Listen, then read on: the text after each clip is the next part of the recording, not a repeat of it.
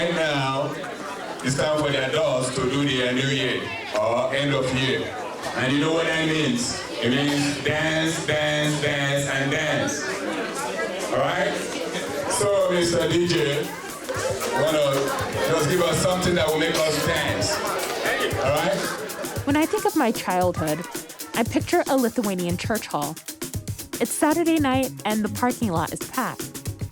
As I walk towards the door, my ears are filled with the sounds of my cousins running around, my aunties greeting each other, and my uncles arguing over bottles of Guinness.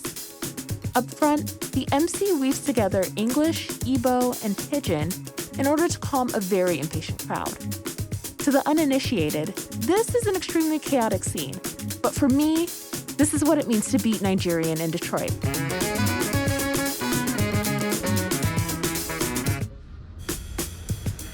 Of all the places my parents, aunties, and uncles could have immigrated to, they chose Detroit.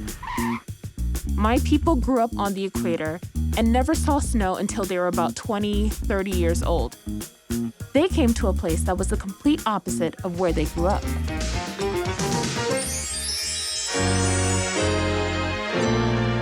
As African Americans, most of us know far too little about the countries that comprise the African continent.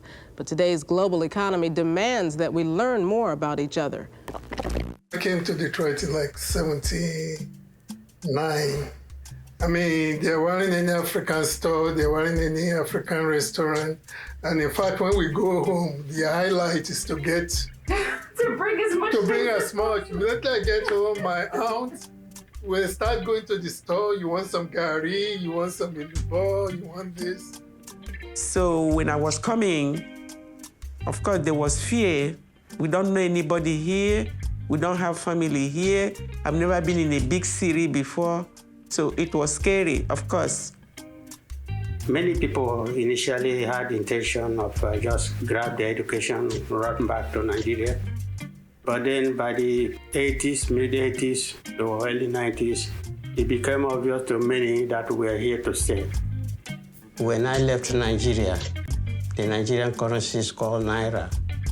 1 Naira gave you $2. But by the time I graduated, because of different military coups here, they drove down the economy. And so we started trying to integrate ourselves to form communities here for survival. All the Nigerians can talk to themselves. And I agree that the traditional Igbo rule is that you're chief in your own house. But you have a common problem, you come together and have a consensus as to how to solve it. When my parents came to Detroit in the early 80s, Nigerians in the Metro Detroit area started social organizations to uphold cultural traditions and establish mutual aid systems. The Old Bende Cultural Association of Michigan became a pillar of support for new immigrants from the Bende area of Abia State in Nigeria.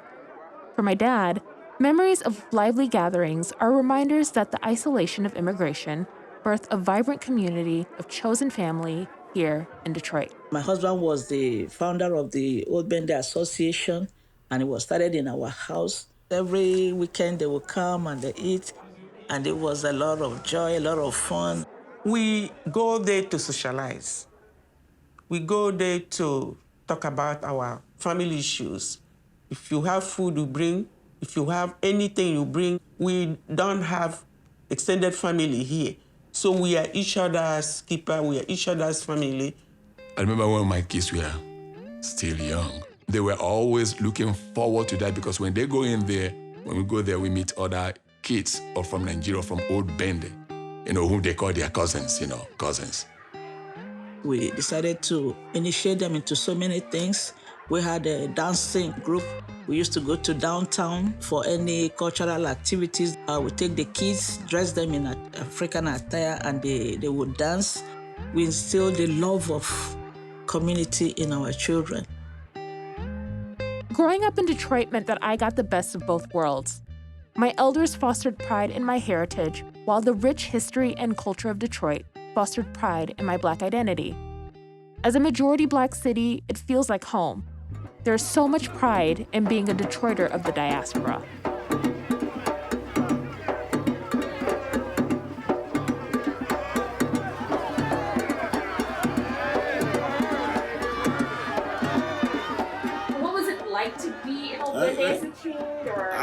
wouldn't say Obende. I would say, what was it like to be Igbo in Detroit in the 90s? Okay. There was something about that time that was formative. And every weekend you go somewhere, you might have 2 weddings at a time, 3 weddings at a time. And if I saw the same auntie 5 times, guess what? Now me and that auntie had a for real connection. That was my auntie for real, you know?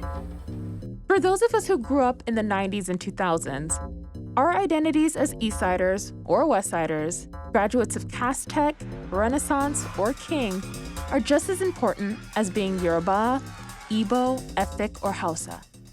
You know, you kind of like, you try to navigate 2 worlds, right? Because here in this household, you're Nigerian, like, you're not American. Like, it's very clear that that's the statement that's said. But when you go to school, right, you're just like a black kid. I can remember several times coming down the stairs and then the class gets let out and I see my dad standing there and he is in full tribal attire, right? He's in full African adornment. And he didn't care what anyone thought about how he was presenting himself. And then, I don't know, somewhere in high school, I was just so proud of it. I think there was just something about it that made us stronger. I would say that everything about my life pretty much felt Detroit-centric. I believe my first Nigerian event was a wedding of one of our cousins. And I had never been to any other cultural wedding before in my life. It's been a wonderful thing to be a part of. If I connect Detroit that I grew up in to the Igbo culture I come from, there's a certain level of awareness that you have a responsibility to uphold your traditions. I don't think at the time we understood the value of that. I think from a young person's perspective, a lot of us, our parents came here with nothing. We're working 3-4 jobs to make it work, right? And so coming to that party was just like a release for them, knowing what they probably went through in terms of like racism, classism, all of that stuff. And then when they go to these events and then they wear their gele, they wear their wrap, and you see the beauty and the elegance of our clothes, it also amplifies the beauty and the elegance of our culture and where they come from and who they are. Where else but Detroit will you find everything you need for your most successful convention yet? To many Nigerians, these social clubs are a lifeline. But as I grow older, I have anxiety about the survival of our community. As our elders pass away, who's keeping our traditions? How are we documenting our history and presence in Detroit? COVID-19 only intensified that fear. What happens to a community when the elders die and the youth aren't equipped to pick up the pieces? A lot of our culture has died with people, and that is really heartbreaking to me, because then you have like a person like me or my kids who are probably not going to be full Nigerian, right? Yeah, my mom and my dad are here, and we can try to glean a lot from them, but there's a lot of things that have been lost. We always have that concern that when our generation, the first generation are, we're no longer here, that they may lose it. But I'm optimistic. Those who really want to belong will always find a place to, call home wherever they go. I don't think it ever connected like, oh, one of us needs to lead this. But now that I am older, I see and understand the value in that, because somebody has to take the torch. I don't want to lose that sense of personal relationship with everyone in Obende, because I also have that to pass to my kids too. Our people say that Igwe, which means that the group is the strength, is our strength. So actually it's group that is our strength. I think it's important for us to continue to commune together, even if everyone there isn't technically of direct Nigerian origin, but being able to maintain all of our culture is important. Detroit's Nigerian community is built on survival and resilience. Maybe things will look different in 20 years. How we gather, how we dance, and how we live, but that's okay.